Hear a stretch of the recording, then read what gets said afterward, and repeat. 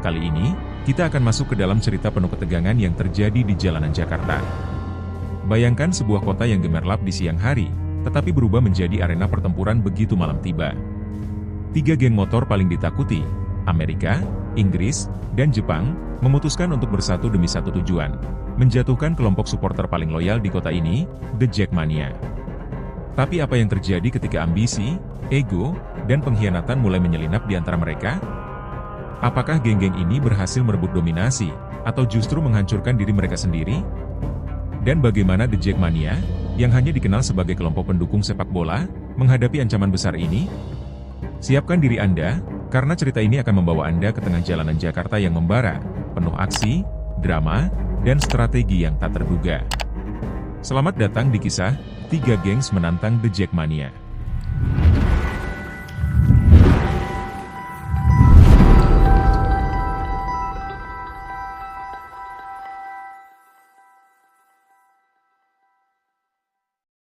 Jakarta, kota yang tak pernah tidur. Di balik gemerlapnya lampu kota, ada sisi gelap yang jarang tersorot kamera. Ketika malam tiba, jalanan yang seharusnya dipenuhi pekerja yang pulang dengan lelah berubah menjadi arena kekuasaan. 3 geng motor mendominasi daerahnya masing-masing dengan brutal dan penuh ancaman. Geng Amerika, geng Inggris, dan geng Jepang. Mereka bukan sekadar kelompok remaja pembuat onar. Mereka adalah simbol ketakutan, dengan masing-masing wilayah yang menjadi kerajaan mereka.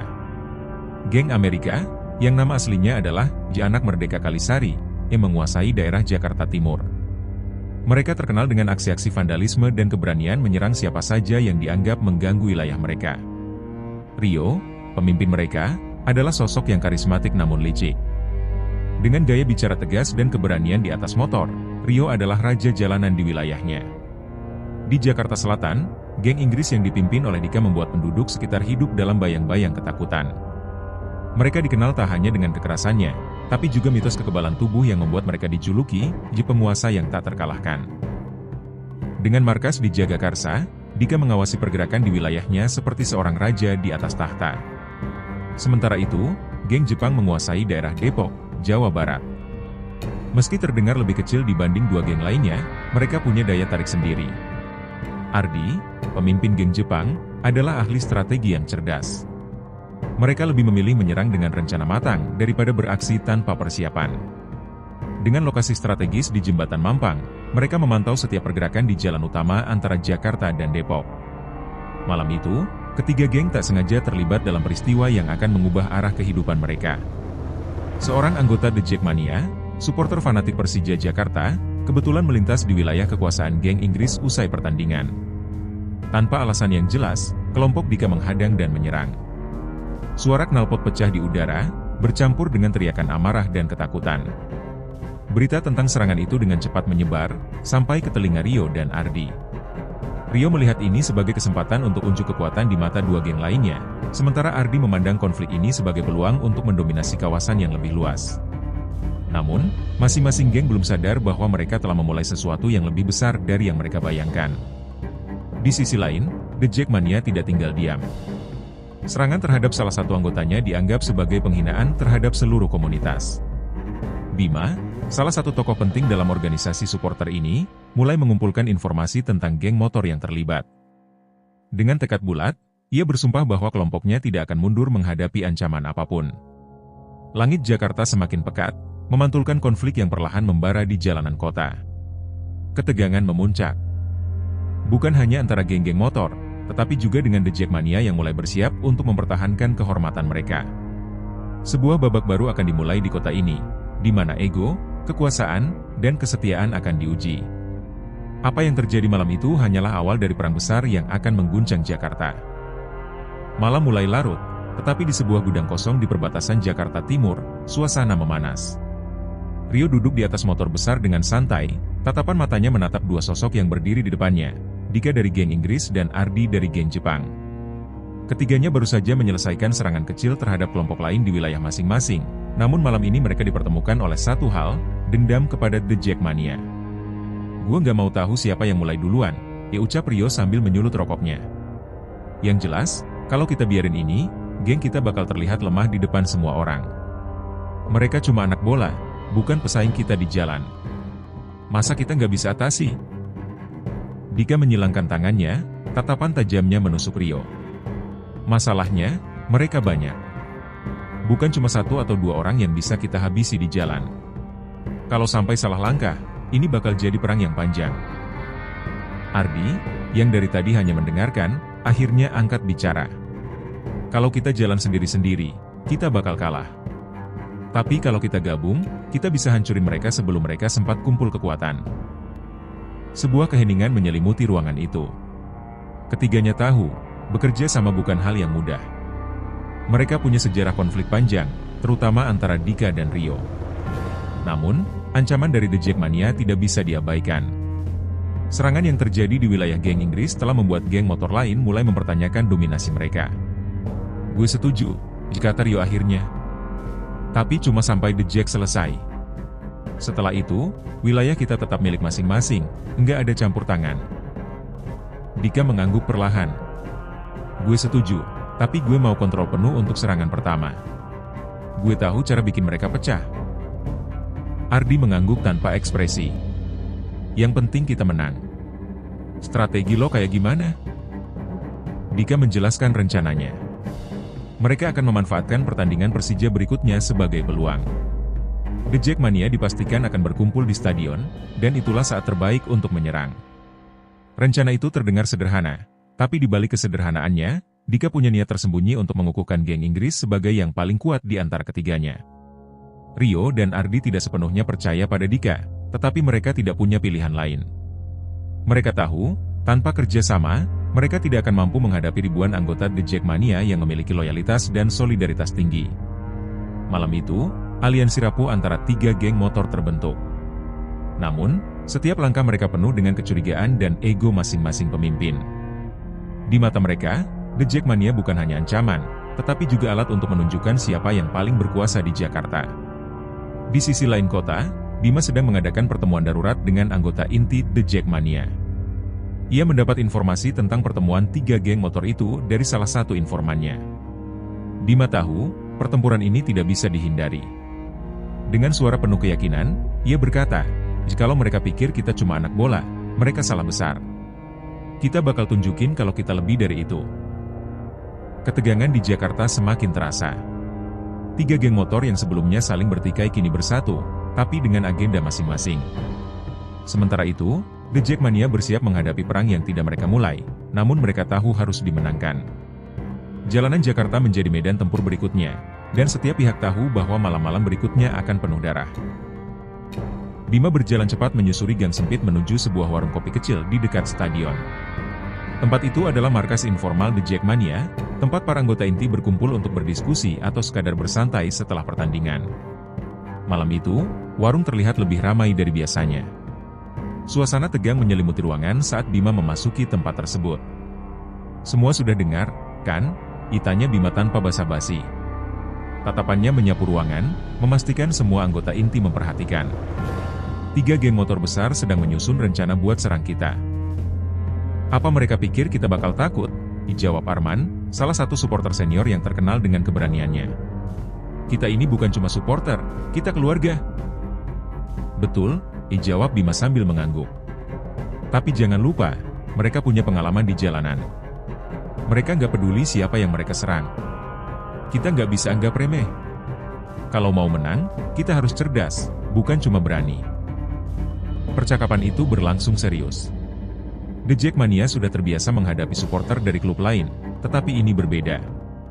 Mereka tidak pernah menghadapi ancaman dari geng motor yang siap menggunakan senjata tajam dan taktik jalanan untuk menghancurkan mereka.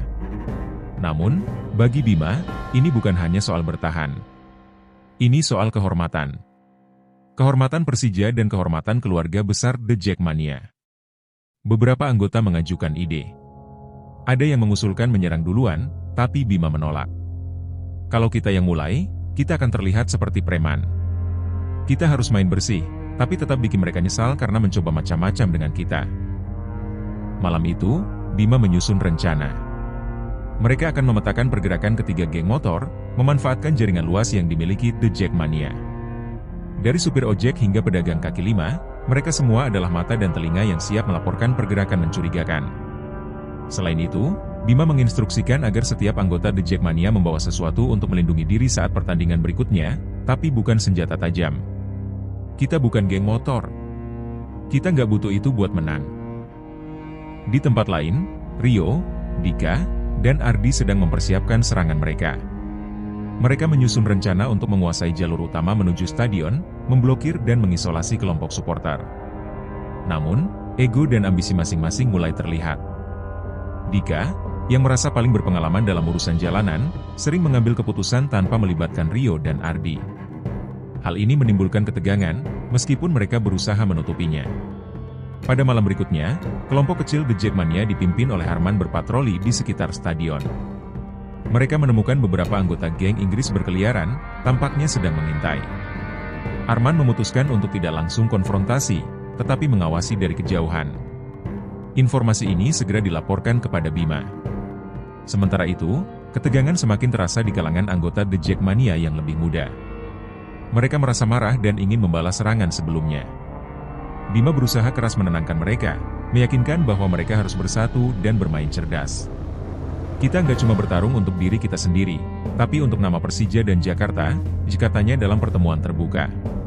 Kata-katanya berhasil menenangkan suasana, tapi ia tahu, perang besar ini hanya menunggu waktu. Di tengah ketegangan ini, sebuah pesan misterius tiba di ponsel Bima. Pesan itu berisi foto dirinya di depan stadion, diikuti teks singkat, "Jika kami tahu kamu pemimpinnya. Waktumu habis." Bima merasakan darahnya mendidih, tetapi ia tetap tenang. Ia menyimpan pesan itu dan hanya berkata kepada dirinya sendiri, "Kalian salah orang kalau berpikir gue bakal takut." Malam itu, Bima berdiri di depan stadion kosong, menatap langit Jakarta yang penuh polusi cahaya. Dalam hati, ia tahu perang ini akan mengubah segalanya, bukan hanya untuk The Jackmania, tetapi juga untuk kota ini. Jakarta yang membara kini menunggu siapa yang akan bertahan di tengah kekacauan. Hari pertandingan final Persija tiba, dan Jakarta penuh dengan antusiasme. Ribuan anggota The Jackmania bergerak menuju stadion, mengenakan atribut oranye kebanggaan mereka. Lagu-lagu penyemangat bergema di jalanan, menciptakan suasana yang penuh semangat. Namun, di balik keriuhan itu, ada ancaman yang mengintai. Di beberapa titik strategis, anggota 3 geng motor telah bersiap. Rio, Dika, dan Ardi telah membagi tugas. Geng Amerika menguasai akses dari Jakarta Timur, geng Inggris menyergap di sekitar Jagakarsa, dan geng Jepang berjaga di Jembatan Mampang, memastikan tidak ada yang lolos tanpa sepengetahuan mereka. Mereka memiliki tujuan yang sama, membuat malam ini menjadi malam yang diingat dengan teror. Sementara itu, Bima dan para anggota inti The Jackmania juga telah menyiapkan strategi. Mereka telah mengidentifikasi titik-titik rawan dan mengorganisir patroli kecil untuk mengawasi pergerakan mencurigakan. "Kita nggak akan biarin mereka menghancurkan malam kita," ujar Bima dengan tegas. "Tapi ingat, jangan gegabah. Kita bela diri, bukan cari masalah." Ketegangan mulai memuncak saat rombongan pertama The Jackmania melintas di wilayah geng Inggris. Sebuah sepeda motor melaju kencang ke arah mereka, menyalakan petasan yang meledak keras di tengah kerumunan. Kepanikan mulai terasa, tetapi anggota The Jackmania tetap solid, berteriak untuk menenangkan teman-teman mereka. "Mulai sekarang," Dika memerintahkan anggotanya. Puluhan motor bergerak masuk ke kerumunan, memprovokasi dan menciptakan kekacauan. Namun, The Jackmania telah bersiap. Bima memimpin tim untuk memecah kerumunan, memastikan mereka tidak menjadi target empuk. Mereka menggunakan atribut mereka, seperti bendera dan drum, untuk melindungi diri dan melawan balik. Suasana berubah menjadi perang jalanan. Di tempat lain, geng Jepang memulai serangan mereka di jalur utama menuju stadion. Namun, strategi mereka terhambat oleh kehadiran patroli kecil yang dipimpin oleh Arman. Dengan taktik cerdas, Arman memblokir akses menggunakan mobil-mobil parkir dan mendorong geng Jepang ke ganggang sempit. Serangan ini tidak seefektif yang Ardi harapkan, dan frustrasi mulai terlihat di wajahnya. Sementara itu, Rio memimpin geng Amerika untuk menyerang rombongan terbesar The Jackmania yang datang dari Jakarta Timur. Mereka mencoba memblokir jalan raya dengan barikade motor, tetapi salah satu anggota The Jackmania, seorang sopir truk yang mendukung Persija, dengan berani menerobos barikade tersebut, memecah formasi geng Amerika. Rio tidak menyangka perlawanan sebesar ini dan mulai menyadari bahwa rencana mereka tidak berjalan seperti yang diinginkan. Di tengah kekacauan, Dika menyadari bahwa geng Inggris mulai kewalahan. Anggota mereka yang lebih muda mundur setelah menghadapi perlawanan sengit dari The Jackmania. Amarah Dika memuncak, dan ia memutuskan untuk turun tangan sendiri, membawa senjata tajam dan mengerahkan anggotanya untuk lebih brutal. Namun, Bima melihat pergerakan ini dan langsung menghadangnya. Dua pemimpin ini akhirnya bertemu di tengah jalanan yang penuh teriakan dan suara sirene polisi yang mulai mendekat. Bima tidak mundur, meskipun Dika memegang senjata. "Lu pikir kami bakal takut sama geng kecil kayak kalian?" teriak Bima. Dika hanya tersenyum sinis, lalu melayangkan serangan. Namun, dengan gerakan cepat, Bima berhasil menghindar dan menjatuhkan Dika ke tanah. Polisi akhirnya tiba di lokasi, membubarkan kerumunan dengan gas air mata. Ketiga geng motor terpukul mundur, sementara The Jackmania berhasil mengawal sebagian besar anggotanya ke stadion. Namun, malam itu meninggalkan bekas yang mendalam. Tidak ada yang menang sepenuhnya, tetapi satu hal jelas, perang ini belum berakhir. Saat pertandingan berlangsung di dalam stadion, suasana di luar masih dipenuhi ketegangan. Rio, Dika, dan Ardi masing-masing merenungkan kegagalan mereka. Ego mereka mulai saling menyalahkan, namun dalam hati mereka tahu bahwa The Jackmania jauh lebih terorganisir dan kuat daripada yang mereka bayangkan. Di dalam stadion, Bima berdiri dengan bangga, meskipun tubuhnya memar akibat bentrokan tadi. Ini belum selesai, katanya kepada dirinya sendiri, menatap langit malam Jakarta yang penuh cahaya dari lampu stadion. Tapi gue tahu kita lebih siap dari mereka. Pasca bentrokan di malam final, atmosfer di antara tiga geng motor mulai berubah. Kekalahan yang mereka alami bukan hanya pukulan bagi ego masing-masing pemimpin, tetapi juga ancaman terhadap reputasi mereka di jalanan. Tidak ada yang ingin mengaku kalah, tetapi ketegangan di antara mereka mulai terlihat jelas. Rio merasa dikhianati. Rencana awal yang disusun bersama gagal total, dan ia menyalahkan Dika karena mengambil alih kendali tanpa koordinasi. Di sisi lain, Ardi, yang sejak awal merasa skeptis, mulai merencanakan langkahnya sendiri. Dalam pikirannya, ini adalah kesempatan untuk melemahkan dua geng lainnya dan mengambil alih dominasi jalanan. Di sebuah pertemuan rahasia di markas geng Amerika, Rio mengumpulkan anggotanya. Dika itu nggak bisa dipercaya, katanya dengan nada tegas. Dia pikir dia yang paling pintar, tapi lihat hasilnya. Kita yang kena pukul paling keras di Jakarta Timur. Salah satu tangan kanan Rio, Arman, mengusulkan agar mereka menyerang geng Inggris secara langsung sebagai bentuk balas dendam. Namun, Rio menahan diri. Kita tunggu waktu yang tepat. Sekarang, kita fokus buat perkuat posisi kita. Tapi kalau ada kesempatan buat hancurin Dika, gue nggak akan ragu. Sementara itu, Dika juga mulai kehilangan dukungan dari anggotanya. Banyak dari mereka merasa strategi Dika terlalu agresif dan tidak terencana. Kita malah kelihatan lemah sekarang, dikeluh salah satu anggota senior geng Inggris. Namun, Dika tidak peduli. Ambisinya terlalu besar untuk mendengarkan kritik. Kalau mereka pikir kita lemah, itu masalah mereka. Gue akan pastikan kita yang terakhir berdiri. Di sisi lain, Ardi bertemu secara diam-diam dengan salah satu anggota senior geng Inggris. Ia menawarkan kesepakatan rahasia untuk melemahkan Rio. Lu tahu Dika mulai kehilangan kendali, kan? Katanya sambil menyeringai. Kalau lu bantu gue buat dorong Rio keluar, kita bisa ambil alih Jakarta. Geng Jepang dan Inggris bisa bagi wilayah. Rio itu cuma masalah sekarang. Namun, rencana Ardi ini bocor. Salah satu anggotanya yang tidak setia melaporkan pertemuan tersebut kepada Rio. Mendengar kabar itu, amarah Rio memuncak. Ia tahu, ini bukan lagi soal melawan The Jackmania.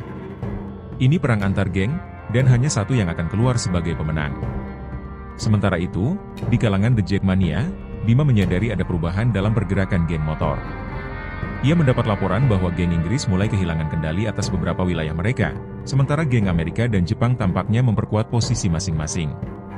Mereka mulai pecah, kata salah satu informan kepada Bima. Kalau kita main cerdas, mereka bakal hancur sendiri. Bima melihat peluang ini sebagai titik balik. Ia mulai menyusun rencana untuk menjaga agar The Jackmania tetap fokus dan tidak terjebak dalam konflik geng. Kita nggak perlu ikut campur, ujarnya dalam sebuah rapat kecil. Tapi kita juga nggak boleh lengah. Kalau mereka nyerang lagi, kita harus siap. Di sisi lain kota, perpecahan antara tiga geng semakin dalam. Rio memerintahkan serangan kecil terhadap anggota geng Inggris, membuat Dika semakin terpojok. Dika yang sudah kehilangan banyak dukungan dari anggotanya, memutuskan untuk bertindak lebih ekstrim. Ia mencoba menyerang markas geng Amerika, tetapi serangan tersebut gagal total, dan malah mempermalukan dirinya sendiri. Ardi, yang menyaksikan kekacauan ini dari kejauhan, mulai merasa percaya diri bahwa ini adalah waktunya untuk bergerak. Namun, ia tidak menyadari bahwa anggotanya sendiri mulai meragukan kepemimpinannya. Keserakahannya untuk mendominasi membuat beberapa orang di geng Jepang berpikir bahwa ia tidak lagi peduli pada keselamatan mereka. Dalam waktu singkat, ketiga geng tersebut berubah dari sekutu menjadi musuh yang saling menjatuhkan. Konflik di antara mereka mencapai puncaknya saat Dika secara terang-terangan menuduh Ardi dan Rio bersekongkol untuk menjatuhkannya dalam sebuah pertemuan dadakan di daerah netral. Pertemuan itu berubah menjadi ajang saling tuduh, dengan masing-masing pihak mengungkap rencana pengkhianatan yang mereka ketahui. Di tengah perdebatan sengit itu, terdengar suara sirene polisi dari kejauhan. Ketiga pemimpin geng tersebut segera bubar, menyadari bahwa konflik ini telah menarik perhatian pihak berwenang. Namun, dalam hati masing-masing, mereka tahu, perang ini belum selesai. Di sisi lain, Bima, yang mendengar tentang kekacauan ini, tersenyum kecil. Mereka menghancurkan diri sendiri, katanya kepada dirinya sendiri. Sekarang, tinggal kita pastikan bahwa mereka tidak punya alasan lagi untuk mengganggu kita. Namun, Bima juga tahu bahwa ini hanyalah awal dari babak baru. Perang geng ini bisa menjadi ancaman yang lebih besar jika tidak segera diselesaikan. Langit Jakarta yang berwarna abu-abu seakan menjadi saksi bisu dari konflik yang semakin membara di jalanan kota. Kekacauan semakin tidak terkendali. Perpecahan di antara tiga geng telah menciptakan konflik terbuka yang melibatkan tidak hanya mereka, tetapi juga warga sipil yang terjebak di tengah-tengahnya. Jalanan di beberapa wilayah Jakarta Timur, Selatan, dan perbatasan Depok berubah menjadi medan perang. Bentrokan bersenjata, pembakaran kendaraan, dan vandalisme mulai menyebar tanpa kendali. Rio, yang kini sepenuhnya fokus pada menghancurkan Dika, mengarahkan semua sumber daya geng Amerika untuk menyerang wilayah geng Inggris. Serangan brutal ini memukul mundur Dika, yang terpaksa berlindung di markas sementara di Jagakarsa. Namun, Rio tidak tahu bahwa ini adalah bagian dari strategi Ardi. Pemimpin geng Jepang itu diam-diam memberikan informasi palsu kepada Rio, memancing geng Amerika ke wilayah geng Inggris, sementara ia memanfaatkan kekosongan untuk menguasai daerah-daerah strategis di Jakarta Selatan. Di sisi lain, Bima menyaksikan eskalasi konflik ini dengan hati-hati. Ia tahu bahwa pertempuran geng ini membawa risiko besar bagi The Jackmania. Beberapa anggota muda yang emosional mulai terpancing untuk ikut campur. Namun, Bima tetap teguh dengan strateginya, jangan terlibat. Kita bukan geng motor. Kita harus tetap fokus pada apa yang kita perjuangkan, katanya dalam pertemuan dengan para pemimpin supporter lainnya. Namun, keadaan berubah drastis ketika salah satu wilayah di sekitar stadion, yang menjadi pusat aktivitas The Jackmania, diserang oleh sisa-sisa kelompok Dika yang frustrasi. Serangan ini menyebabkan kerusakan besar, dan beberapa anggota The Jackmania terluka. Serangan tersebut menyulut kemarahan di antara anggota, yang mendesak Bima untuk bertindak. Malam itu, Bima mengadakan pertemuan besar di stadion. Ia berdiri di depan ratusan anggota, wajahnya serius dan penuh tekad. Mereka pikir kita lemah. Mereka pikir kita nggak bisa melawan. Tapi mereka lupa, kita bukan cuma kelompok supporter. Kita adalah keluarga. Dan keluarga selalu melindungi satu sama lain. Teriakan dukungan menggema di seluruh stadion. Namun, Bima tetap memperingatkan mereka. Kita akan bertindak, tapi dengan cara kita sendiri. Kita tidak akan turun ke level mereka. Kita akan tunjukkan bahwa kita lebih kuat karena kita bersatu. Sementara itu, pertarungan antara Rio, Dika, dan Ardi mencapai puncaknya.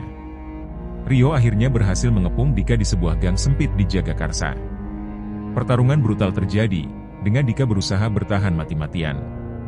Namun, di saat Rio hampir mengalahkan Dika, Ardi muncul dengan pasukannya, menyerang keduanya tanpa ampun. Pertarungan ini berubah menjadi bencana, dengan ketiga geng saling menghancurkan satu sama lain. Di tengah kekacauan, suara sirene polisi semakin mendekat. Kali ini, pihak berwenang tidak lagi memberi peringatan. Ratusan polisi anti huru-hara menyerbu lokasi, menangkap puluhan anggota geng dan menyita senjata tajam. Rio, Dika, dan Ardi berhasil melarikan diri, tetapi mereka tahu bahwa kekuatan mereka telah runtuh. Geng-geng mereka hancur, anggota-anggota mereka terpecah belah, dan reputasi mereka sebagai penguasa jalanan kini hanya tinggal cerita. Sementara itu, The Jackmania berhasil mengamankan wilayah mereka dengan cara yang berbeda. Bima memimpin anggota untuk membantu membersihkan kerusakan di sekitar stadion, bekerja sama dengan warga setempat. Tindakan ini tidak hanya mengembalikan kepercayaan masyarakat kepada mereka, tetapi juga mengirimkan pesan kepada geng motor bahwa The Jackmania tidak bisa dihancurkan. Di malam terakhir setelah kekacauan itu mereda, Bima berdiri di tribun stadion yang kosong, menatap lapangan yang tenang. Ia merasa lega, tetapi juga menyadari betapa rapuhnya kedamaian ini. Kita menang kali ini, gumamnya pada dirinya sendiri. Tapi perang di Jakarta nggak akan pernah benar-benar selesai. Di sisi lain kota, Rio, Dika, dan Ardi, yang masing-masing telah kehilangan segalanya, pergi membawa sisa-sisa harapan mereka. Tiga pemimpin itu tahu bahwa mereka tidak lagi punya tempat di jalanan Jakarta, setidaknya untuk saat ini. Malam Jakarta yang sunyi menjadi saksi atas akhir dari era kekuasaan mereka. Langit Jakarta masih abu-abu, seperti biasa. Namun, untuk sesaat, kota itu merasakan ketenangan. Bagi Bima dan The Jackmania, ini adalah kemenangan kecil di tengah perjuangan besar yang terus berlanjut. Bagi geng motor, ini adalah awal dari kehancuran mereka. Dan bagi Jakarta, ini adalah pelajaran pahit tentang harga dari ambisi tanpa batas.